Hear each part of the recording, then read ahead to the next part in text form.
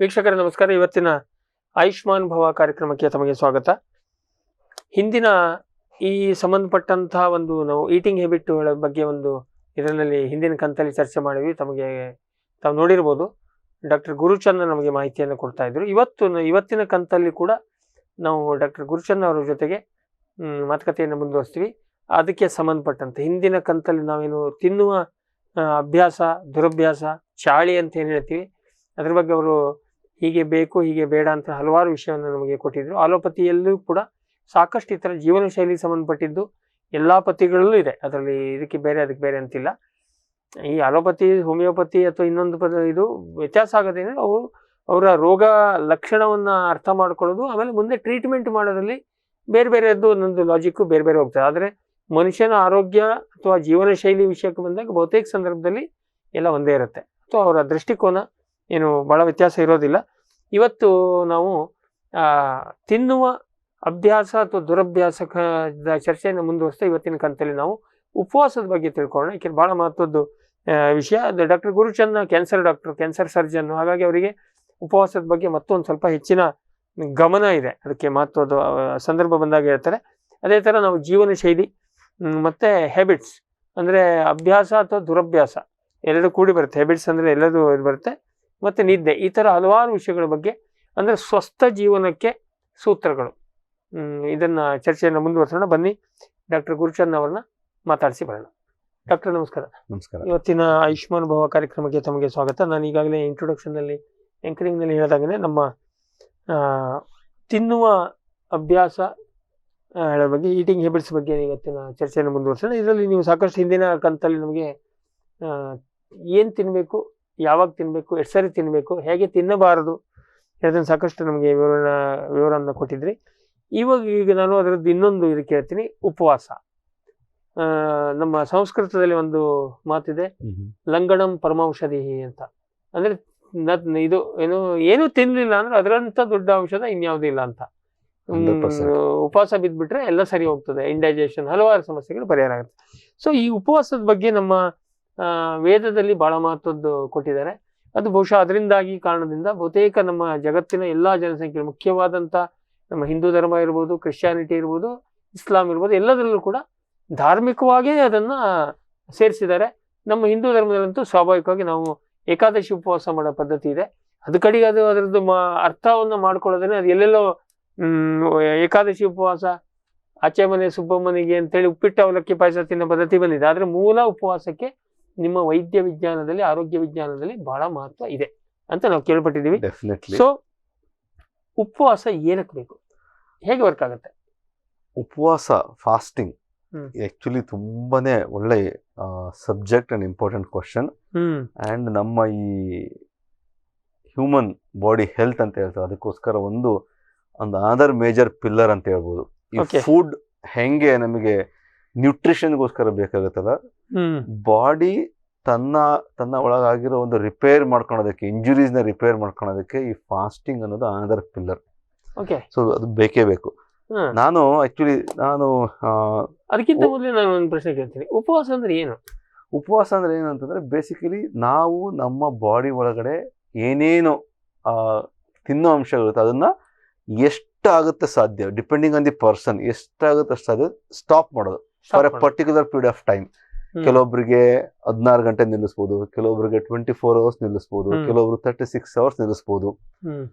ಎಷ್ಟಾಗುತ್ತಷ್ಟು rest ಕೊಡೋದು. Basically ನಮ್ಮ ಒಂದು ಗಟ್ ಸಿಸ್ಟಮ್ ಏನಿದೆ, ನಮ್ಮ ಒಂದು ಇಂಟೆಸ್ಟೈನ್ ಸಿಸ್ಟಮ್ ಏನಿದೆ, ಆ ಸಿಸ್ಟಮ್ಗೆ ರೆಸ್ಟ್ ಕೊಡೋದು. ಸೊ ಬೇಸಿಕಲಿ ದಟ್ ಈಸ್ ಉಪವಾಸ. ಇದು ನೀವು ಹೇಳಿದ ನಿಜ. ಆಕ್ಚುಲಿ ಎಷ್ಟೋ ಜನ ಇವೆಲ್ಲ ಸುಳ್ಳು, ವೇದ ಸುಳ್ಳು, ಅದು ಸುಳ್ಳು. I was one of them actually. ಉಪವಾಸ ಸರ್ ಸಿಂಪಲ್, ನೀವು ಆಯ್ತು ನಾವಾಯ್ತು, ನಾವೆಲ್ಲ ಮೆಕಾಲೆ ಶಿಕ್ಷಣ ಓದ್ಕೊಂಡ್ ಬಂದವರು. ಹೌದು, ಅದು ಅಲ್ಲ, ಅದು ಟೈಮ್ ಬೇಕಾಯ್ತು, ಪ್ರೂಫ್ ತೋರಿಸಿ ಅಂತ ಕೂತ್ಕೊಂತಿದ್ದೆಲ್ಲ, ನಂಬ್ತಿರ್ಲಿಲ್ಲ. But over a period of time in 2016-17 ಅಲ್ಲಿ ಒಂದು ನೊಬೆಲ್ ಪ್ರಶಸ್ತಿನೇ ಸಿಕ್ತು ಆಕ್ಚುಲಿ ಫಾಸ್ಟಿಂಗ್ ಬಗ್ಗೆ ಇದ್ ಮಾಡಕ್ ಹೋದಾಗ. Japanese doctor. ಹೌದು, ಮ್ಯಾಕ್ರೋಫೇಜ್ ಸಿಸ್ಟಮ್ ಬಗ್ಗೆ ಇದ್ ಮಾಡಕ್ ಹೋದಾಗ natural killer cells, macrophage systems ಎಷ್ಟು ಲೆವೆಲ್ ಆಕ್ಟಿವೇಟ್ ಆಗ್ತವೆ, how much they are important for our body immunity and cancer ಪ್ರಿವೆನ್ಷನ್ಗೆ ಅಂತ ತುಂಬಾನೇ ರಿಸರ್ಚ್ ಆಯ್ತದು. ಓಕೆ, ಅದಾದ್ಮೇಲೆ ಹೇಳ್ಬಿಡಿ ನಮ್ಗೆ. ಈಗ ಉಪವಾಸ ಮಾಡಕ್ಕೆ ನಾನು ಉಪವಾಸ ಮಾಡ್ತೀನಿ, ವೀಕ್ಷಕರ ನಾನು ಪ್ರತಿ ಶನಿವಾರ ಉಪವಾಸ ಮಾಡ್ತೀನಿ. ಮೆಕ್ಯಾನಿಕ್ ಶಿಕ್ಷಣ ಓದಿದ್ರು ಕೂಡ ಅದಕ್ಕೆ ವೈಜ್ಞಾನಿಕ ಹಿನ್ನೆಲೆಯನ್ನು ಕೊಟ್ಕೊಂಡು ಮಾಡ್ತೀನಿ. ಈಗ ಉಪವಾಸದ್ದು, ಈಗ ಉಪವಾಸ ನೀವು ಹೇಳಿದ್ರೆ ಏನ್ ತಿನ್ನೋದನ್ನೇ ಇರೋದು ಅಥವಾ ಎಷ್ಟರ ಮಟ್ಟಿಗೆ ಅಷ್ಟು ಕಡಿಮೆ ಮಾಡೋದು? ಫಸ್ಟ್ ಆಫ್ ಆಲ್ ಏನ್ ಅದ್ರದ್ದು ವೈಜ್ಞಾನಿಕವಾಗಿ ಹೇಗೆ ವರ್ಕ್ ಆಗುತ್ತೆ? ಉಪವಾಸ ಅಂದ್ರೆ ಏನಂತ ಫಸ್ಟ್ ಅದು ಕ್ಲಾರಿಫೈ ಮಾಡ್ಬಿಡ್ತೀನಿ. ಒಂದು ಉಪವಾಸ ಅಂದ ತಕ್ಷಣ ಹೇಳಿ ಈ 24 hours ಏನೂ ತಿಳ್ದಂಗೆ ಇರೋದಕ್ಕೆ ಆಗೋದಿಲ್ಲ. ಸೊ ನಮ್ಮ ಬಾಡಿಗೆ ಒಂದು ಬೇಸಿಕ್ ಒಂದು ಲೆವೆಲ್ ಅಲ್ಲಿ ಕೆಲಸ ಮಾಡೋದಕ್ಕೆ ನಮಗೆ ಹೈಡ್ರೇಷನ್ ಬೇಕೇ ಬೇಕು, ನೀರ್ ಬೇಕೇ ಬೇಕು. ಸೊ 0 calorie ಲಿಕ್ವಿಡ್ಸ್ ಅಂದ್ರೆ ನಾವೀಗ ಮೇನ್ ಇಂಪಾರ್ಟೆಂಟ್ ಬರೋದು ನೀರು. ಸೊ ನೀರ್ ತಗೊಳ್ಳೇಬೇಕಾಗತ್ತೆ. ನೀರ್ನು ಬಿಟ್ಟು ಕಂಪ್ಲೀಟ್ ನಿರಾಹಾರವಾಗಿ ನೀರ್ ಬಿಟ್ಟೆ ಆಹಾರ ಬಿಟ್ಟರೆ ನಮ್ಮ ಬಾಡಿ ಪ್ರಾಬ್ಲಮ್ ಸ್ಟಾರ್ಟ್ ಆಗುತ್ತೆ. ಈಗ ಕೆಲವೊಬ್ಬರಿಗೆ ಉಪವಾಸ ಮಾಡ್ಬೇಕಾದ್ರೆ ತಲೆನೋವು ಬರುತ್ತೆ, ತುಂಬಾ ಇದಾಗುತ್ತೆ ಅದಾಗುತ್ತೆ ಅಂತ ಹೇಳ್ತಾರೆ. That is because of dehydration ಆಗುತ್ತೆ. ಅವಾಗ ಏನಾಗುತ್ತೆ, body will react in a different way. So first ನಾನು ಹೇಳೋದು ಸಫಿಶಿಯಂಟ್ ನೀರು ಕುಡಿತಾರೆ. ಉಪವಾಸ ಮಾಡಿ ನೀರು ಕುಡಿಯೋದಕ್ಕೆ. Second item what is allowed during fasting is diluted butter milk, ಅಂದ್ರೆ ಮಜ್ಜಿಗೆ ಕುಡಿಬಹುದು. ಅಂದ್ರೆ ಅದ್ರೊಳಗಡೆ ತುಂಬಾ ಸಾಲ್ಟ್, ತುಂಬಾ diluted butter milk is also good for fasting. ಮಜ್ಜಿಗೆ ಅಂದ್ರೆ ಸರ್ ನಾವು ಗೋಕರ್ಣ ಮಜ್ಜಿಗೆ ಅಂತ ಹೇಳ್ತೀವಿ, ತೆಳ್ಳಗೆ ಇರುತ್ತದು, ವಾಟರ್ ಕಲರ್. ಹೌದು, ಇಷ್ಟನ್ನ ಅಲೌಡ್ ಇದೆ. ಇಷ್ಟನ್ನು ಆರಾಮಾಗಿ ಕುಡ್ಕೊಂಡು ನೀವು avoid carbohydrates, avoid fat, avoid proteins ಆ ಟೈಮಲ್ಲಿ ಇದು ಫಾಸ್ಟಿಂಗ್. ಈಗ ಇದ್ರ ಜೊತೆಗೆ ಹಣ್ಣು ತಿನ್ನೋದು ಇದೆ, ಫಲಾಹಾರ. ಇದು ಸರ್ ಹೆಂಗೆ ಅಂತಂದ್ರೆ ಬಿಗಿನ್ ವಿತ್ ನಾನು ಫಸ್ಟ್ ಟೈಮ್ ಮಾಡ್ತೀನಿನಪ್ಪ ಅಂತಂದ್ರೆ ಓಕೆ, ತೊಂದರೆ ಇಲ್ಲ. ಫಸ್ಟ್ ಟೈಮ್ ಮಾಡೋರಿಗೆ ಈ ಸಾಲಿಡ್ ಐಟಮ್ ಬಿಟ್ಟು ಈಗ ಫಲಾಹಾರ ಸ್ಟಾರ್ಟ್ ಮಾಡ್ಕೋಬಹುದು. ಬಟ್ ಮುಂದೆ ಬರ್ತಾ ಸ್ವಲ್ಪ ಮೈಂಡ್ ಕಂಟ್ರೋಲ್ ಸಿಕ್ಕಂಗೆ. ಈಗ ನಾವು ಮಾಡ್ತಾ ಇದ್ದಿದ್ದು ಅಂತ ಹೇಳ್ತೀನಿ, ಅದು ಎಷ್ಟು ಮಟ್ಟಿಗೆ ಸರಿ ನೀವು ಹೇಳ್ಬೇಕು. ನಾವೇನ್ ಮಾಡ್ತೀವಿ, ಈ ಫಲಾಹಾರ ಉಪವಾಸ ಹೇಳೋದಕ್ಕಿಂತ ಫಲಾಹಾರ ಮಾಡ್ತೀವಿ. ಅದರಲ್ಲಿ ಪಪಾಯ ತಿಂತೀವಿ, ಅದು ಕ್ಲೀನ್ ಇದರ ದೃಷ್ಟಿಯಿಂದ ಪಪಾಯ ತಿಂತೀವಿ. ದ್ರಾಕ್ಷಿ ಸೀಸನ್ ದ್ರಾಕ್ಷಿ ತಿಂತೀವಿ. ಆಮೇಲೆ ಕಿತ್ಲೆ ಅಥವಾ ಮೂಸಂಬಿ ತಿಂತೀವಿ. ಆಮೇಲೆ ಎಳನೀರು ಕುಡಿತೀವಿ. ಆದ್ರೆ ನಾವು ಇದರಲ್ಲಿ ಕಾನ್ಶಿಯಸ್ಲಿ ಅವಾಯ್ಡ್ ಮಾಡೋದು ಯಾವ್ದು ಕೇಳಿದ್ರೆ ಬಾಳೆಹಣ್ಣು ತಿನ್ನೋದಿಲ್ಲ. ಅಂದ್ರೆ ಏನಕ್ಕೆ, ಕಾರ್ಬೋಹೈಡ್ರೇಟ್. ಬಾಳೆಹಣ್ಣು ತಿನ್ನೋದಕ್ಕೂ ಊಟ ಮಾಡೋದಕ್ಕೂ ಏನೂ ವ್ಯತ್ಯಾಸ ಇಲ್ಲ.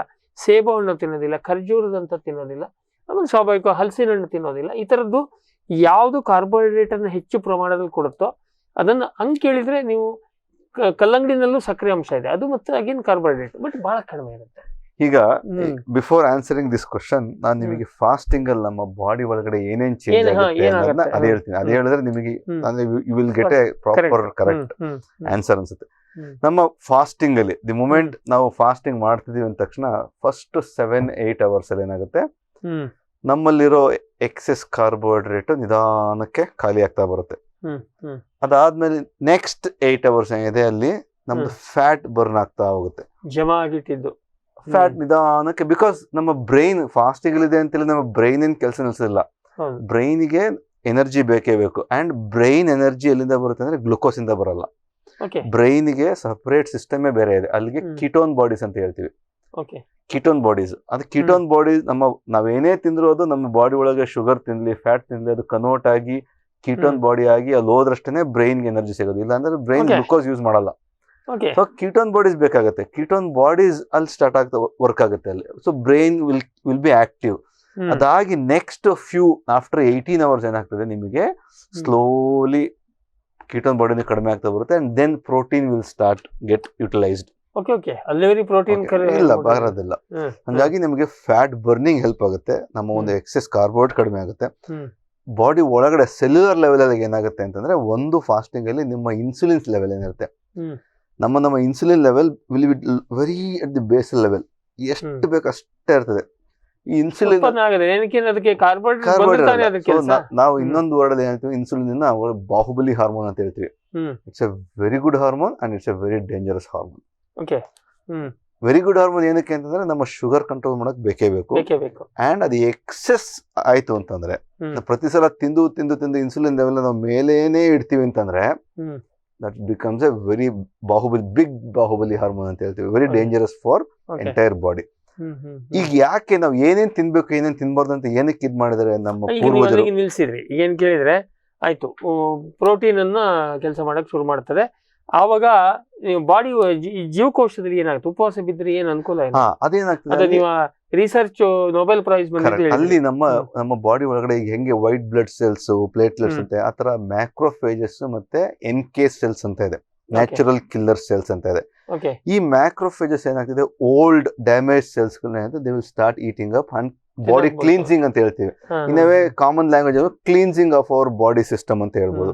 ಈ natural killer cells and macrophages will get activated to scavenge entire body immunity system and bad age old system ಏನಾಯ್ತು ಅವನ್ನೆಲ್ಲ ಸ್ವಲ್ಪ ಸ್ಕ್ಯಾವೆಂಜ್ ಮಾಡೋದಕ್ಕೆ ನಮಗೆ ಆಕ್ಟಿವೇಟ್ ಆಗ್ತದೆ. ಅಲ್ಲ ಏನಕ್ಕೆ ಅದು ಹೆಂಗೆ ಆಗುತ್ತೆ? ನೀವು ಉಪವಾಸ ಮಾಡೋದಕ್ಕೂ ಅದು ಆಕ್ಟಿವೇಟ್ ಆಗೋದಕ್ಕೆ ಏನು ಸಂಬಂಧ? ಅದೇನಕ್ಕೆ again it related to hormone level, okay, insulin level ಮತ್ತೆ ಇವೆಲ್ಲವೂ ಸಪ್ರೆಸ್ ಆಗಿರ್ತವೆ. ಯಾಕೆ? ಇನ್ಸುಲಿನ್ ಹಾರ್ಮೋನ್ ಜಾಸ್ತಿ ಆದಂಗೆ ಬಾಹುಬಲಿ ಆಕ್ಟಿವ್ ಇದ್ದಾಗ ಇವೆಲ್ಲ NK ಸೆಲ್ಸ್ ಕಡಿಮೆ ಆಗಿರ್ತವೆ. ಇದನ್ನ ನಾವು ಉಲ್ಟಾ ಮಾಡಬೇಕು ಅಂತಂದ್ರೆ ನಮ್ಮ ಹಾರ್ಮೋನ್ ಲೆವೆಲ್ ನ ಇನ್ಸುಲಿನ್ ಲೆವೆಲ್ ಕಡಿಮೆ ಇಟ್ಟಿರ್ಬೇಕಾಗುತ್ತೆ.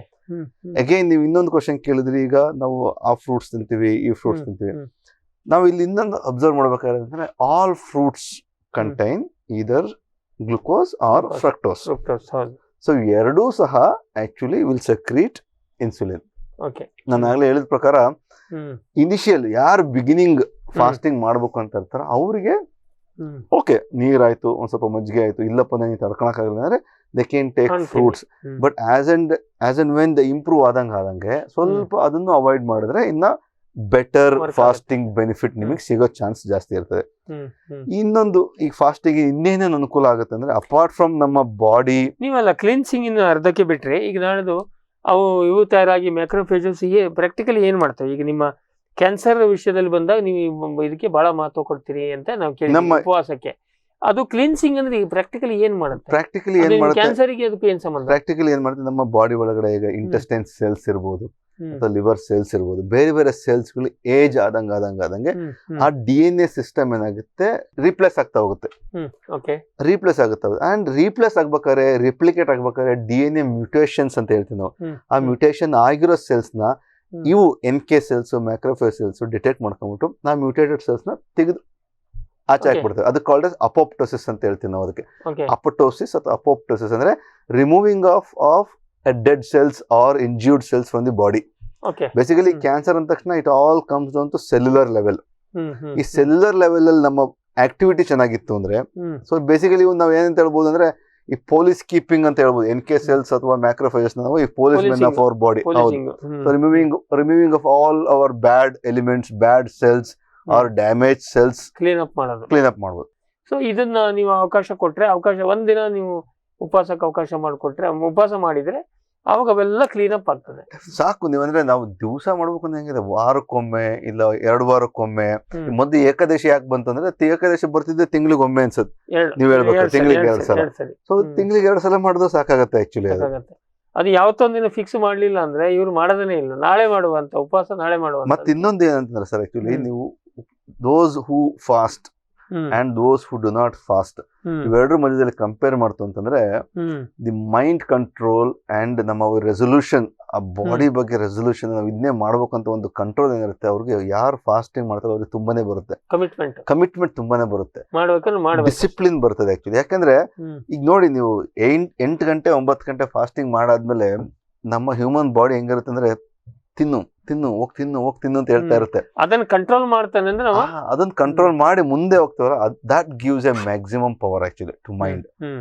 So apart from cellular level benefit, fat burning benefit, ಈ ಒಂದು ಮೈಂಡ್ ಕಂಟ್ರೋಲ್ಗೆ ಫಾಸ್ಟಿಂಗ್ ತುಂಬಾನೇ ಹೆಲ್ಪ್ ಆಗ್ತದೆ. ಖರೇನು 4 ವಾರ ಉಪವಾಸ ಮಾಡದ ಅಂದ್ರೆ, ನಮ್ದೊಂದು ಮಾತಿದೆ ಸರ್, ಸಂಗೀತ ಕ್ಲಾಸಿಗೆ ಆಮೇಲೆ ಜಿಮ್ಮಿಗೆ ಈ ಉಪವಾಸ ಇಂಥ ವಿಷಯದಲ್ಲಿ ವರ್ಷಾನುಗಟ್ಟಲೆ ಮಾಡಿದ್ರು ಸಿಗೋದು ನಿಮ್ಗೆ ಬಹಳ ಕಡಿಮೆ. ಅಂದ್ರೆ ನೀವು ಹೇಳ್ದಂಗೆ ಮೈಂಡ್ ಸೆಟ್ 1 ಸರಿ 2 ಸರಿ ಏನೋ ಮಾಡ್ತಾರೆ, ಆಮೇಲೆ ಬಿಟ್ಬಿಡ್ತಾರೆ. ಅದಕ್ಕೆ ಪೇಷನ್ಸ್ ಬಹಳ ಬೇಕು, ಆ ಕಮಿಟ್ಮೆಂಟ್ ಇದು ಬೇಕು, ಇಲ್ಲಾಂದ್ರೆ ಕಂಟಿನ್ಯೂ ಆಗೋದಿಲ್ಲ. ಸೊ ನಾವು 4 ವರ್ಷದಿಂದ ಮಾಡ್ತಾ ಇದೀವಿ ಅಂದ್ರೆ ಡಾಕ್ಟರ್ ನಮ್ಗೆ ಸರ್ಟಿಫಿಕೇಟ್ ಕೊಡ್ತಾ ಇದಾರೆ ಇವರಿಗೆ ಕಮಿಟ್ಮೆಂಟ್ ಇದೆ ಅಂತ. ಇದೇ ಕಾರಣಕ್ಕೆ ಇದು ಬಂತು ಅಂತ ಹೇಳಿದ್ವಿ, ನೊಬೆಲ್ ಅವಾರ್ಡ್ ಬಂತು ಅಂತ ಹೇಳಿದ್ವಿ. ಸೊ ಹಾಗಾಗಿ ಉಪವಾಸ ಮಾಡಿದ್ರೆ ಈಗ ನೀವು ಹೇಳಿದ್ರು ಕ್ಯಾನ್ಸರ್ ಬರೋ ಸಾಧ್ಯತೆ ಕಡಿಮೆ ಅಂತ. ಈಗ ನಾನು ಉಪವಾಸ ಮಾಡಿದ್ರಿಂದ ಅಷ್ಟೇನೆ ಕ್ಯಾನ್ಸರ್ ಬರೋದಿಲ್ಲ ಅಂತ ಹೇಳಿ ಹಲವಾರು ಕಾರಣಗಳಿದೆ, ಭರವಸೆ ಅಂತ ಕೊಡಕ್ ಬರೋದಿಲ್ಲ, ನೂರಾರು ಕಾರಣಗಳಿದೆ. ಆದ್ರೆ ಪ್ರಿವೆನ್ಷನ್ ಅದು ಒಂದು ಆರೋಗ್ಯಕರ ಒಂದು ಹ್ಯೂಮನ್ ಬಾಡಿ, ನಮ್ಮ ಒಂದು ಆರೋಗ್ಯಕ್ಕೋಸ್ಕರ ಒನ್ ಆಫ್ ದಿ ಪ್ರೊಸೆಸ್. ನಮ್ಮ ಮೂಲ ಸ್ವಸ್ಥ ಜೀವನಕ್ಕೆ ಸೂತ್ರಗಳಲ್ಲಿ ಇದು ಒಂದು ಭಾಗ. ವಿಪರೀತ ತಿನ್ನೋದು, ಹುಚ್ಚುಚ್ಚಾಗಿ ಯಾವ್ಯಾವ ತಿನ್ನೋದು, ಅದೆಲ್ಲದರ ಸಂಗತಿ ವಾರದಲ್ಲಿ 1 ದಿನ ಅಥವಾ ಬೇಡ ತಿಂಗಳಿಗೆ 2 ದಿನ ಉಪವಾಸ ಮಾಡೋದು ಕೂಡ ಬಹಳ ಮಹತ್ವದ ಒಳ್ಳೆಯದು. ಹೌದು. ಒಂದು ಎಡಿಷನ್ ಅಂತ ಹೇಳ್ಬೋದು. ನಾರಾಯಣ ಹೆಲ್ತ್ ಎಲ್ಲ ಆರೋಗ್ಯ ಸೇವೆಗಳು ಒಂದೇ ಸೂರಿನಡಿಯಲ್ಲಿ. ಹೃದ್ರೋಗದ ಚಿಕಿತ್ಸೆ ಮತ್ತು ಸಮಗ್ರ ಆರೈಕೆ, 35ಕ್ಕೂ ಹೆಚ್ಚು ಸೂಪರ್ ಸ್ಪೆಷಾಲಿಟಿಗಳು, ಕ್ಯಾನ್ಸರ್ ಹಾಗೂ ಅಸ್ಥಿಮಜ್ಜೆ ವಿಭಾಗ, ಮಂಡಿ, ಕೀಲು, ಬೆನ್ನುಹುರಿ ಮತ್ತು ಟ್ರಾಮಾ ಚಿಕಿತ್ಸೆಗೆ ಶ್ರೇಷ್ಠತಾ ಕೇಂದ್ರ, ದಿನದ 24 ಗಂಟೆ ಆಂಬ್ಯುಲೆನ್ಸ್ ಸೇವೆ, ಫಾರ್ಮ್ ಟಿವಿ ಹೆಲ್ತ್ ಗ್ರಾಹಕರಿಗೆ ಚಿಕಿತ್ಸಾ ಮಾರ್ಗದರ್ಶನ ಮತ್ತು ಆಕರ್ಷಕ discount. Narayana Health City, Bengaluru. Apollo Ayurveda ದೇಶದ ಅತಿ ದೊಡ್ಡ ಆಯುರ್ವೇದ ಆಸ್ಪತ್ರೆ ಸರಣಿ. ಗುಣಮಟ್ಟಕ್ಕಾಗಿನ ರಾಷ್ಟ್ರೀಯ ಪ್ರಶಸ್ತಿ ಪಡೆದ ಏಕೈಕ ಆಯುರ್ವೇದ ಸಂಸ್ಥೆ. ಹೆಲ್ತ್ ಇನ್ಶೂರೆನ್ಸ್ ಮತ್ತು ಟಿಪಿಎಗಳಿಂದ ಕ್ಯಾಶ್ಲೆಸ್ ಸೌಲಭ್ಯ. ಸುಲಭಕ್ಕೆ ವಾಸಿಯಾಗದ ಬಹುರೋಗ ಪೀಡಿತರಿಗೆ ಶುದ್ಧ ಆಯುರ್ವೇದ ಚಿಕಿತ್ಸೆ. ಫಾರ್ಮ್ ಟಿವಿ ಹೆಲ್ತ್ ಗ್ರಾಹಕರಿಗೆ ಚಿಕಿತ್ಸಾ ಮಾರ್ಗದರ್ಶನ ಮತ್ತು ಆಕರ್ಷಕ discount. Apollo Ayurveda. Vishwaradhya cancer ಆಸ್ಪತ್ರೆ ಮತ್ತು ಸಂಶೋಧನಾ ಸಂಸ್ಥೆ. ವಿಶ್ವದ ಅತ್ಯುತ್ತಮ ರೇಡಿಯೋಥೆರಪಿ ಈಗ ದಾವಣಗೆರೆಯಲ್ಲಿ. ಮೆಡಿಕಲ್, ರೇಡಿಯೇಷನ್ ಮತ್ತು ಸರ್ಜಿಕಲ್ ಆಂಕಾಲಜಿ ವಿಭಾಗಗಳೊಂದಿಗೆ ಸಮಗ್ರ ಕ್ಯಾನ್ಸರ್ ಚಿಕಿತ್ಸೆ, ಗರ್ಭಕೋಶ ಕ್ಯಾನ್ಸರ್ ತಡೆಗೆ ವ್ಯಾಕ್ಸಿನ್, ತ್ವರಿತ ಚಿಕಿತ್ಸೆ, ವ್ಯಕ್ತಿಗತ ಆರೈಕೆ, ಎಲ್ಲ ಆರೋಗ್ಯ ವಿಮಾ ಸೌಲಭ್ಯ. ಫಾರ್ಮ್ ಟಿವಿ ಹೆಲ್ತ್ ಗ್ರಾಹಕರಿಗೆ ಆದ್ಯತೆಯ ಉಪಚಾರ ಮತ್ತು ಆಕರ್ಷಕ ಡಿಸ್ಕೌಂಟ್. ಕಳೆದ 2 ವರ್ಷಗಳಿಂದ ಕರ್ನಾಟಕದ ಆರೋಗ್ಯ ಸೇವೆಯಲ್ಲಿ ವಿಶ್ವಾರಾಧ್ಯ.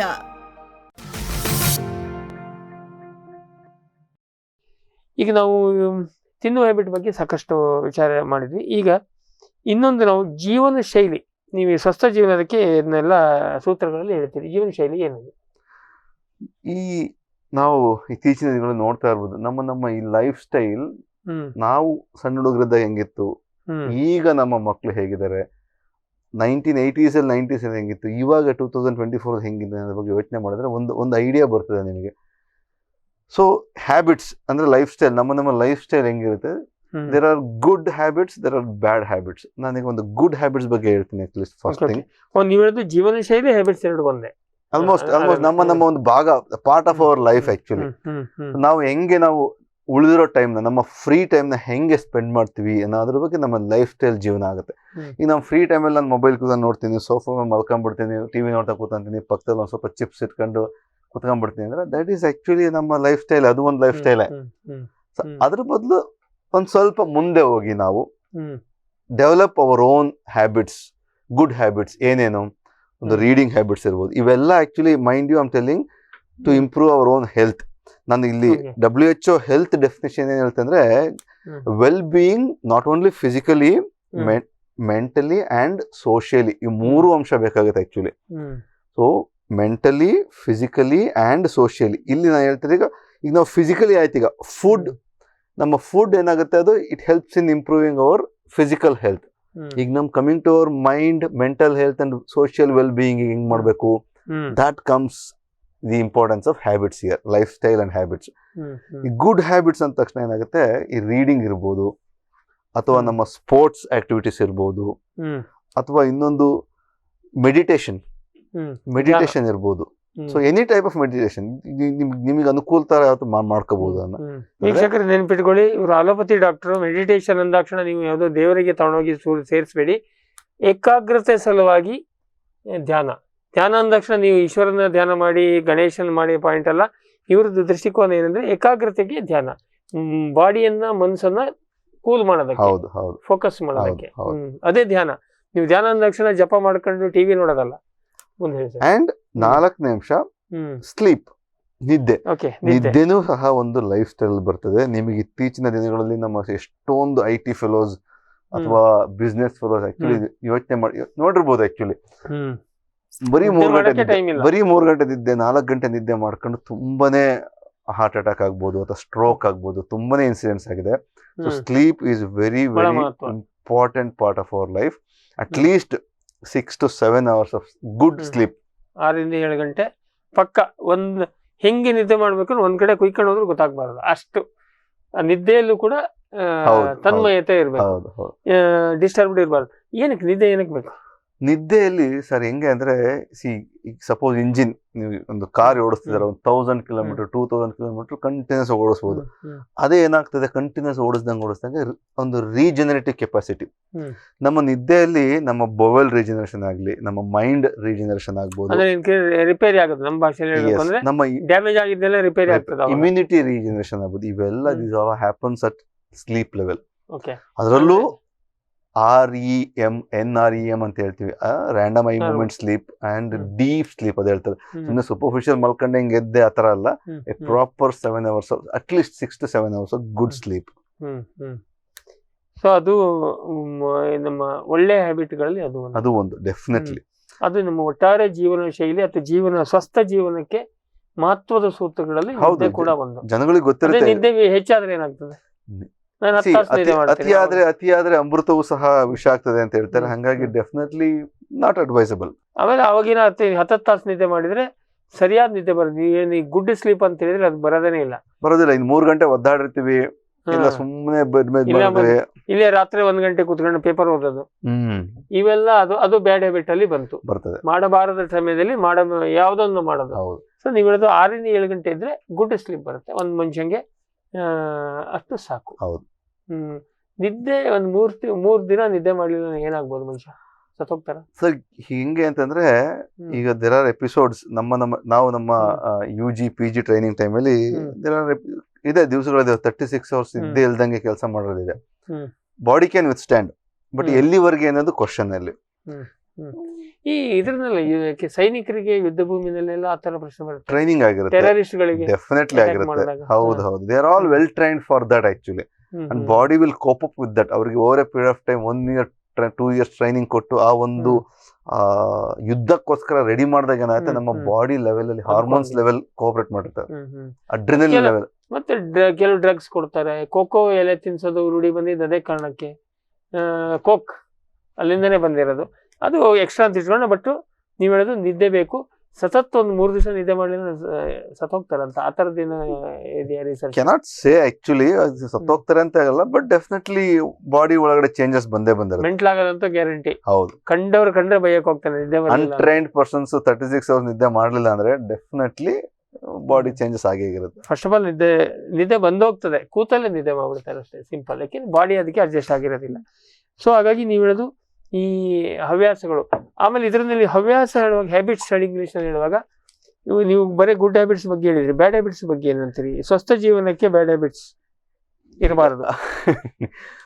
ಬ್ಯಾಡ್ ಹ್ಯಾಬಿಟ್ಸ್ ಅಂದ ತಕ್ಷಣ ಅಗೈನ್ ಸೇಮ್ ಓಲ್ಡ್ ಸ್ಮೋಕಿಂಗ್, ಈ ಆಲ್ಕೋಹಾಲ್, ಚೂಯಿಂಗ್. ಮೇನ್ಲಿ ನಮ್ ಕ್ಯಾನ್ಸರ್, ಈಗ ನಾನು ಕ್ಯಾನ್ಸರ್ ಸರ್ಜನ್ ಅದರಿಂದ ಇತ್ತೀಚಿನ ದಿನಗಳಲ್ಲಿ ಈ ಅಡಕೆ, ನೀವು ಅಡಕೆ ಬೈದ್ಕೇಳಿ ಅಂದ್ಕೊಳ್ಳಿ, ಬಟ್ ಅಡಕೆ ಹೇಳಲೇಬೇಕು, ನಿಮ್ಮ ಅನುಭವ ಇದೆ. Gutka and tobacco products actually they are the number 1 reason for cancer in India.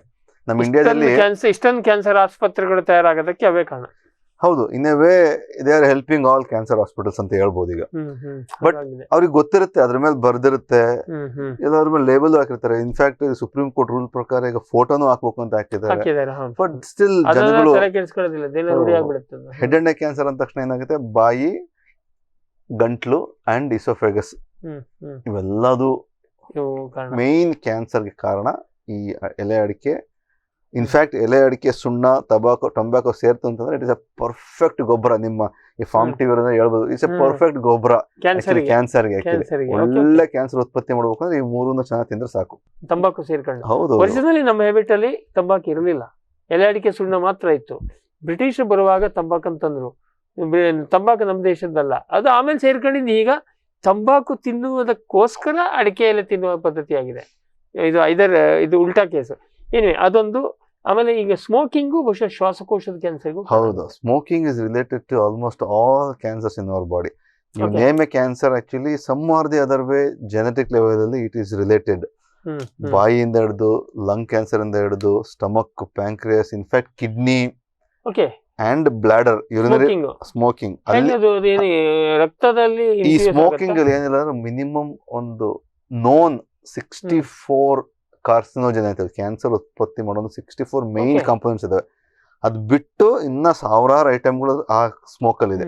Okay. ಆ ನಿಕೋಟಿನ್ ಅನ್ನೋದು actually it's A addiction farming agent. ಅದು ಆ ಬ್ರೈನ್ಗೆ ಅದೊಂಥರ ಕಿಕ್ ಕೊಡೋದ್ರಿಂದ nicotine. But nicotine is not the reason. ಅದ್ರ ಜೊತೆ nicotine is not carcinogenic directly. ಅದ್ರ ಜೊತೆ ಇರೋ ಕೆಮಿಕಲ್ಸ್ ಬೆಂಜೈಲಮೈನ್ಸ್ ಅಂತ ಹೇಳಿ ಸಾವಿರಾರು ಕೆಮಿಕಲ್ಸ್ ಇದೆ. ಅದರೆಲ್ಲ ಸ್ಟಡಿ ಮಾಡಿ ಆಲ್ಮೋಸ್ಟ್ ಒಂದು 60-64 ಐಟಮ್ಸ್ ನ ಕ್ಲಾಸ್ 1 ಕಾರ್ಸಿನೋಜನ್ ಅಂತ ಹೇಳಿ ಲೇಬಲ್ ಮಾಡಿದ್ದಾರೆ. ಸೊ ನೀವು ಹೇಳಿದ ಈ ಬ್ಯಾಡ್ ಹ್ಯಾಬಿಟ್ಸ್ ಅಲ್ಲಿ ಕ್ಯಾನ್ಸರ್ಗೆ ಕಾರಣ. ಅದರಲ್ಲಿ ನೀವು ಈಗ ಒಂದು ಚೀವಿಂಗ್ ಹೇಳಿದ್ರಿ, ಅದು ನಾವು ಕ್ಯಾನ್ಸರ್ ವಿಷಯ ಬಂದಾಗ ಡೀಟೇಲ್ ಆಗಿ ಮಾತಾಡೋಣ. ಈ ಅಡಿಕೆ ಎಲೆ ಅಡಿಕೆ, ಸುಣ್ಣ, ತಂಬಾಕು, ವಿಮಲ್ ತಿನ್ನೋದು ಒಂದು, ಆಮೇಲೆ ಸ್ಮೋಕಿಂಗು, ಇವೆಲ್ಲ ಬ್ಯಾಡ್ ಹ್ಯಾಬಿಟ್ಸ್ ಅಲ್ಲಿ ಬಂತು. ಆಮೇಲೆ ಇನ್ನೇನು ಬ್ಯಾಡ್ ಹ್ಯಾಬಿಟ್ಸ್ ಅಲ್ಲಿ ಆಲ್ಕೋಹಾಲ್. ಆಲ್ಕೋಹಾಲ್ ಈಗ ಇನ್ನೊಂದು ಹೊಸ ಸ್ಟೈಲ್, ಈಗ ಹೊಸ ಇರೋದಂದ್ರೆ long standing, long period of time ಅಲ್ಲಿ ಕುತ್ಕೊಳ್ಳೋದು, sitting for long hours is almost equivalent to smoking. Okay. So that is a new thing. ಅಲ್ಲ ನೀವು ಹೇಳೋದು ಲಾಂಗ್ ಹಾಲು ಅನಿವಾರ್ಯ ಆಗುತ್ತೆ ಅಂತ ಇಟ್ಕೊಳ್ಳಿ. ನೀವು ಹೇಳೋದು ಮಧ್ಯದಲ್ಲಿ ಬ್ರೇಕ್ ಕೊಡೋದನ್ನೇ ಲಾಂಗ್ ಹಾಲ್. ಈಗ for example some IT fellows ಅಂತ ಕಡೆ 7 to 8 hours ಕಂಟಿನ್ಯೂಸ್ ಕುತ್ಕೊಂಡು ಮಾಡ್ತಿದ್ದಾರೆ. It is actually equivalent to smoking of 3 to 4 cigarettes. It has been proven actually. So ಹಂಗಾಗಿ ಈಗ ನನ್ನ ಕೆಲಸನೇ ಕುತ್ಕೊಂಡು ಮಾಡೋದು ಅಂತ ಇಟ್ಕೊಳ್ಳಿ. ಅವಾಗ ನಾನು ಏನ್ ಮಾಡ್ಬೇಕು? ಅದನ್ನ break every hourly at least 5 to 10 minutes break ತಗೊಂಡು ಒಂದು ಬ್ರಿಸ್ಕ್ ವಾಕಿಂಗ್, ಹಂಗೆ ಸೊ ಆಚೆ ಕಡೆ ಸ್ವಲ್ಪ ಸನ್ಲೈಟ್ ಗೆ ಹೋಗೋದು, ತರದ ಚೇಂಜ್ ಅದು ಹಿಂಗೆ ಕುತ್ಕೊಂಡು ಇದು ಮಾಡೋದು ಬೇಡ, ಅಷ್ಟೊಂದು ಆಗ್ಬಾರ್ದು. ಮಾತನಾಡೋದು ಬ್ಯಾಡ್ ಹ್ಯಾಬಿಟ್ ಅಂತ ಹೇಳ್ತೀರಾ? ಮಾತನಾಡೋದು ಅಥವಾ ಜೀವನ ಶೈಲಿ ಒಳಗೆ ಇನ್ನೇನು ನೀವು ಬ್ಯಾಡ್ ಹ್ಯಾಬಿಟ್ಸ್ ಹೇಳೋದ್ರಲ್ಲಿ ನೀವು ಡಾಕ್ಟರ್ಗಳು ಏನೇನು ಲಿಸ್ಟ್ ಮಾಡ್ತೀರಿ? ಒಂದು ಕಂಟಿನ್ಯೂಸ್ ಕೂತ್ಕೊಳ್ಳೋದು, ವಿಪರೀತ ನಿದ್ದೆ ಮಾಡೋದು ತಪ್ಪು, ನಿದ್ದೆ ಮಾಡೋದೇ ತಪ್ಪು, ಲ್ಯಾಕ್ ಆಫ್ ಎಕ್ಸರ್ಸೈಸಸ್, ದೇಹಕ್ಕೆ ದೈಹಿಕ ಶ್ರಮ ಬೇಕು ಯಾವ್ದೋ ಒಂದು ರೀತಿಯಲ್ಲಿ. ಒಂದು ಕಲ್ಲಾರು ಹೊರಿ, ಇಲ್ಲ ಕೊನೆ ಪಕ್ಷ walking is best thing actually. ಈ ಕೆಲವೊಬ್ರು ಫುಲ್ ಎಂಥೂಸಿಯಾಸ್ಟಿಕ್ ಎಲ್ಲ ಜಿಮ್ಗೆ ಹೋಗ್ತಾರೆ, ಜಿಮ್ಗೆ ಹೋಗ್ಬಿಟ್ಟು ಒಂದು ವಾರ 2 ವಾರ ಮಾಡ್ಬಿಡ್ತಾರೆ, ಆಮೇಲೆ ಆ ತರದ್ದು ಬೇಡ, ಹೋಗೋದಿಲ್ಲ. ಆಮೇಲೆ ಮಾಡ್ರೇಟ್ ಒಂದು daily 45 minutes to 1 hour brisk walking. ಸುಮ್ನೆ ವಾಯು ವಿಹಾರ ಅಲ್ಲ, it should be brisk walking. So that ನಿಮ್ಮ ಹಾರ್ಟ್ ರೇಟ್ ಒಂದು 100-120 ಮುಟ್ಬೇಕು ಅಟ್ ಲೀಸ್ಟ್. ಓಕೆ. ಎಲ್ಲ ಬಾಡಿ ನಟ್ ಬೋಲ್ಟ್ ಎಲ್ಲ ಒಂದ್ಸರಿ ಲೂಸ್ ಆಗ್ಬೇಕು, ಹಂಗೆ ಬ್ರಿಸ್ಕ್ ವಾಕ್ ಅಂದ್ರೆ ಏನ್ ಕೇಳಿದ್ರೆ ಬೆವರ್ಬೇಕು, ಚೆನ್ನಾಗಿ ಬೆವರ್ಬೇಕು. ಸೊ ಅದು ವಾಕಿಂಗ್ ಕೂಡ ಬಹಳ ಮಹತ್ವ ಅಂತ ಹೇಳ್ತೀರಿ. ಆಮೇಲೆ ಇನ್ನೊಂದು ನಾನು ಕೇಳಬೇಕು, ಬ್ಯಾಡ್ ಹ್ಯಾಬಿಟ್ ಅಲ್ಲಿ ನಾನು ನೋಡಿದಂತೆ ಈಗ ವಿಶೇಷವಾಗಿ TV ಬಂದ್ಮೇಲೆ ಆ ಸೋಫಾದ ಮೇಲೆ ಎದ್ದು ಕೂತ್ಕೊಳ್ಳೋದು. ಮೋಸ್ಟ್ ಆಫ್ ದಿ ನೀವು ಈಗೇನು ನಿಮ್ಮ L4 ಈ ಥರ ಎಲ್ಲ ಸಮಸ್ಯೆಗಳಿಗೆ ಕೂತ್ಕೊಳ್ಳೋ ಸ್ಟೈಲು, ನೀವು ಕೂತ್ಕೊಳ್ಳೋದು ಹೇಳಿದ್ರಿ 6 ತಾಸು 8 ತಾಸು ಕೂತ್ಕೊಂಡ್ರೆ ಪ್ರಾಬ್ಲಮ್ ಅಂತ. ಈ ಸೊಟ್ಟಪಟ ಕೂತ್ಕೊಳ್ಳೋದು ಕೂಡ ಬಹಳ ಎಫೆಕ್ಟ್ ಆಗುತ್ತೆ. ತುಂಬಾನೇ ಸ್ಪೈನ್ ಪ್ರಾಬ್ಲಮ್ಸ್ಗೆಲ್ಲ ಇನ್ವಿಟೇಷನ್ ಕೊಟ್ಟಂಗೆ ಅದು. ಅದೇ ಒಂದು. ಮತ್ತು ಇವತ್ತಿನ ಸೋಫಾ ಅಥವಾ ಇವು ಕುಷನ್ಗಳೇನಿದೆ ಹಾಗೇ ಇದೆ, ಅದಕ್ಕೆ ಸಪೋರ್ಟ್ ಕೊಡುವಂಗಿದೆ. ಅದೇನೋ ನ್ಯೂರಾಲಜಿ ಡಾಕ್ಟರ್ಗಳು ಮತ್ತು ಅವರು ಕೂಡಿ ಮಾತಾಡ್ಕೊಂಡು ಮಾಡ್ದಂಗಿದೆ. ಅದು ಕಣ್ಣು ಮತ್ತು ಅದು TV ಫಿಕ್ಸ್ ಆಗಿ ಕೂತಿರ್ತಾರೆ. ಅದು ಎರಡಕ್ಕೂ ಕೂಡಿಸಿದಾಗ ಇದು ಗಾಳಿ ಮತ್ತೆ ಕಿಚ್ಚು ಕೂಡ್ದಂಗೆ ಆಗ್ತದೆ. ವೀಕ್ಷಕರೇ, ಇಷ್ಟೊತ್ತು ನಮ್ಮ ಚರ್ಚೆಯನ್ನು ಕೇಳಿದ್ರೆ ಇದು ಒಂದೊಂದು ಎಪಿಸೋಡಲ್ಲಿ ಮುಗಿಯುವಂಥ ಕೆಲಸ ಅಲ್ಲ. ಯಾಕೆಂದ್ರೆ ಇದರಲ್ಲಿ ಮತ್ತೆ ಹಲವಾರು ರೀತಿಯ ಅದಕ್ಕೆ ಉಪಕಥೆಗಳು ಬರುತ್ತೆ. ಈಗ ಒಂದು ಉಪವಾಸ ಹೇಳೋದ್ರಲ್ಲಿ ಮಾತಾಡಿದ್ರೆ 3 ಹಗಲು 3 ರಾತ್ರಿ ಮಾತಾಡ್ಬೋದು, ಅಷ್ಟು ವಿಷಯಗಳಿದೆ. ಅಥವಾ ಈ ಹ್ಯಾಬಿಟ್ಗಳಲ್ಲಿ ವಿಷಯ, ಇದನ್ನು ಸುಮ್ಮನೆ ಮೇಲ್ನೋಟಕ್ಕೆ ನಾವು ಅದನ್ನ ಟಚ್ ಮಾಡ್ತಾ ಇದೀವಿ. ಸೊ ಇಲ್ಲೇನು ಕೇಳಿದರೆ, ಸ್ವಸ್ಥ ಜೀವನಕ್ಕೆ ಸೂತ್ರಗಳು ಹೇಳುವಂತ ಬಂದಾಗ, ಈಗ ಆಮೇಲೆ ಕಡೆ ಹುಷಾರಿಲ್ಲದವ್ರಿಗೆ ಟ್ರೀಟ್ಮೆಂಟ್ ತಗೊಳ್ಳೋದು ಅದು ಮುಂದಿನ ಕತೆ, ಅದು ಇದಾಯ್ತು. ಆದರೆ ಈ ಹಂತದಲ್ಲಿ ನಾವು ಬರಲಾರ್ದಂಗೆ, ಸಮಸ್ಯೆಗಳು ಬರಲಾರ್ದಂಗೆ, ಏನೆಲ್ಲದು ಕಷ್ಟ ಅಂದರೆ ಏನು ಕ್ಯಾನ್ಸರ್ ಬಂದರೆ ಕಷ್ಟ ಅಂತಲ್ಲ, ಒಟ್ಟಾರೆ ಜೀವನದಲ್ಲಿ ಸತತವಾಗಿ ತಲೆನೋವು ಬಂದರೂ ಕೂಡ ಅದು ಮನುಷ್ಯನಿಗೆ ಕಷ್ಟ. ಹಾಗಾಗಿ ಒಟ್ಟಾರೆ ಸ್ವಸ್ಥ ಜೀವನ ಅಂದರೆ ಏನು, ಎಲ್ಲ ನಾರ್ಮಲ್ ಆಗಿ ಇರಬೇಕು. ಬೊಜ್ಜು ಬಂದಿರಬಾರ್ದು, ತಲೆನೋವು ಬರಬಾರ್ದು, ಆಮೇಲೆ ಒಟ್ಟಾರೆಯಾಗಿ ಆರೋಗ್ಯದಿಂದ ಇರಬೇಕು. ಬಾಡಿ ಮನುಷ್ಯನ ಒಂದು ಐಡಿಯಲ್ ಆಗಿ ಬಾಡಿ ಹೆಂಗೆ ನಡಿಬೇಕಾ ಹಂಗೆ ನಡೀತಾ ಇರಬೇಕು. ಕರೆಕ್ಟಾಗಿ ನಿದ್ದೆ ಬರಬೇಕು, ಕರೆಕ್ಟಾಗಿ ಹಸಿವಾಗಬೇಕು. ಇವತ್ತಿನ ದೊಡ್ಡ ಸಮಸ್ಯೆಗಳಲ್ಲಿ ಹಸಿವಾಗದೇ ಇರೋದು ಒಂದು ದೊಡ್ಡ ಸಮಸ್ಯೆನೇ. ಹಸಿವಾಗಿ ಸಮಸ್ಯೆ ಇಷ್ಟು ಕಾಲ ಇತ್ತು ಭಾರತದಲ್ಲಿ ಅಥವಾ ಜಗತ್ತಿನಲ್ಲಿ. ಈಗ ಹಸಿವು ಆಗಲಾರದ ಸಮಸ್ಯೆ. ದುಡ್ಡು ಹೆಚ್ಚಾದಂಗೆ, ಜೀವನ ಶೈಲಿ ಹೆಚ್ಚಾದಂಗೆ ಹಸಿವೆ ಆಗೋದಿಲ್ಲ. ಹಸಿವಾದ್ರೆ ಖುಷಿ ಆಗ್ತದೆ ನನಗೆ ಹೇಳುವಂಥ ಪರಿಸ್ಥಿತಿ ಬಂದಿದೆ.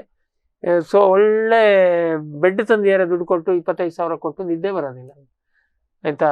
ಈ ಸಮಸ್ಯೆ ಇದು ನಮ್ಮ ಜೀವನ ಶೈಲಿಯ ಸಂಬಂಧಪಟ್ಟಂಥ ಸಮಸ್ಯೆಗಳು ಅಂತ ಹೇಳ್ಬೋದು. ಲೈಫ್ ಸ್ಟೈಲ್ ರಿಲೇಟೆಡ್ ಡಿಸಾರ್ಡರ್ಸ್ ನಮ್ಮ ಜೀವನ ಶೈಲಿ. ಅದೇ ಹಂಗೆ ಕೇಳಿದರೆ ಇನ್ನೋಸೆಂಟ್ ಮನುಷ್ಯ, ಹಳ್ಳಿ ಮೇಲೆ ಇದ್ದವನಿಗೆ ಇದು ಬಹುಶಃ ಇದು ಯಾವುದೇ ಇರಲಿಕ್ಕೆ ಅವನು ಕರೆಕ್ಟ್ ಟೈಮ್ ಹಸಿವು ಆಗ್ತದೆ, ಕರೆಕ್ಟ್ ಟೈಮ್ ನಿದ್ದೆ ಬರ್ತದೆ, ಅವನಿಗೆ ಬೊಜ್ಜು ಕಡಿಮೆ. ಏನಕ್ಕೆ ಅಂದರೆ ಜೀವನ ಶೈಲಿನೇ ಆಗಿದೆ. ಆಮೇಲೆ ತಿನ್ನುವ ಆಹಾರದಲ್ಲಿ ಹಿಂಗೆಲ್ಲ ಫಾಸ್ಟ್ ಫುಡ್ಗಳಿಲ್ಲ. ನಾವು ಬಹುಶಃ ನಾವು ಈ ಚರ್ಚೆಯಲ್ಲಿ ಫಾಸ್ಟ್ ಫುಡ್ಡಿನ ಬಗ್ಗೆ ಮತ್ತೆ ಹೇಳಿಲ್ಲ. ಫಾಸ್ಟ್ ಫುಡ್ಡು ಆ ಥರ ಒಬೆಸಿಟಿಗೆ ಕಾರಣ ಆಗೋದು ಮುಖ್ಯವಾಗಿ ಯುರೋಪಿಯನ್ ಕಂಟ್ರೀಸಲ್ಲಿ ಅದೇ ಸಮಸ್ಯೆ ಆಗ್ತದೆ. ಹಾಗಾಗಿ ಇದು ಮುಗಿಲಾರದ ಕತೆ ಅಷ್ಟೊಂದಿದೆ. ನಾವು ಈಗ ಒಂದು ಸಂಕ್ಷಿಪ್ತವಾಗಿ ಇದು ಹಿಂದಿನ ಒಂದು ಕಂತು ಮತ್ತು ಈ ಕಂತಿನಲ್ಲಿ ನಾವು ಚರ್ಚೆಯನ್ನು ಮಾಡಿದ ಸ್ವಸ್ಥ ಜೀವನಕ್ಕೆ ಸೂತ್ರಗಳು ಅಥವಾ ಒಂದು ಸಲಹೆಗಳು ಆಲೋಪತಿಯ ದೃಷ್ಟಿಕೋನದಲ್ಲಿ ಏನು ಹೇಳೋದ್ರ ಬಗ್ಗೆ ಚರ್ಚೆ ಮಾಡಿದ್ವಿ. ಇಷ್ಟೊತ್ತು ನಮಗೆ ಮಾಹಿತಿಯನ್ನು ಕೊಟ್ಟಿರೋದಕ್ಕೆ ಡಾಕ್ಟರ್ ಗುರುಚಂದ್ ಅವರಿಗೆ ತಮ್ಮೆಲ್ಲರ ಪರವಾಗಿ ಮತ್ತು ನಮ್ಮ ವಾಹಿನಿಯ ಪರವಾಗಿ ಧನ್ಯವಾದವನ್ನು ಹೇಳಕ್ಕೆ ಇಷ್ಟಪಡ್ತೀವಿ. ವೀಕ್ಷಕರೇ, ನಿಮಗೂ ಕೂಡ ಈ ಚರ್ಚೆ ಪ್ರಯೋಜನಕ್ಕೆ ಬಂತು. ಆದರೆ ಒಂದು ಹೇಳ್ತೀನಿ, ಈ ನಮ್ಮ ಮನುಷ್ಯನಿಗೆ ಈ ಹೆಂಗಿದೆ ಕೇಳಿದರೆ, ಈ ಆರೋಗ್ಯಕ್ಕೆ ಸಂಬಂಧಪಟ್ಟಂತೆ ಏನೇ ಹೇಳಿದ್ರು ಈ ಕಡೆ ಕಿವಿಯಲ್ಲಿ ತಗೊಳ್ಳೋದು, ಈ ಕಡೆ ಕಿವಿಯಲ್ಲಿ ಬಿಡೋದು. ಇಲ್ಲ ನಾವು ಆರೋಗ್ಯದ ಬಗ್ಗೆ ಹೇಳಿರುವ ಕಾರ್ಯಕ್ರಮ ಅರ್ಧ ಗಂಟೆ ಮಾಡಿದಾರಂತ ಈ ಕಡೆ ಒಂದು ಕಡೆ ಚಿಪ್ಸ್ ತಿಂತ ಕಾರ್ಯಕ್ರಮ ನೋಡೋದು. ಇದು ಮಾಡಿದರೆ ಪ್ರಯೋಜನ ಇಲ್ಲ. ಇದಕ್ಕೆಲ್ಲ ಮಾನಸಿಕ ಸ್ಥಿರತೆ ಬೇಕು, ಅನ್ನು ಫಾಲೋ ಮಾಡಬೇಕು. ನಮ್ಮ ಆರೋಗ್ಯ ಕಾಪಾಡ್ಕೋಬೇಕು. ಡಾಕ್ಟ್ರಿಗೆ ದುಡ್ಡು ಕೊಡಬಾರ್ದು ಅಂದರೆ ನಾವು ಮೊದಲು ಇದನ್ನ ಇಲ್ಲಿ ದುಡ್ಡು ಖರ್ಚು ಮಾಡೋದನ್ನು ಕಡಿಮೆ ಮಾಡಬೇಕು. ಇದು ಅಂತ ಹೇಳ್ಕೊಂಡು ಇವತ್ತಿನ ಚರ್ಚೆ ತಮಗೂ ಕೂಡ ಪ್ರಯೋಜನಕ್ಕೆ ಬಂತು ಅಂತ ಅಂದ್ಕೊಂಡು ಇವತ್ತಿನ ಆಯುಷ್ಮಾನ್ ಭವ ಕಾರ್ಯಕ್ರಮದ ಕಂತನ್ನು ಮುಗಿಸ್ತೀವಿ. ಇನ್ನೊಂದು ವಿಷಯದೊಂದಿಗೆ ಮುಂದಿನ ಕಂತಲ್ಲಿ ಮತ್ತೊಂದು ಹೊಸ ಅತಿಥಿಯವರ ಜೊತೆಗೆ, ಎಕ್ಸ್ಪರ್ಟ್ಗಳ ಜೊತೆಗೆ ಭೇಟಿಯಾಗೋಣ. ನಮಸ್ಕಾರ.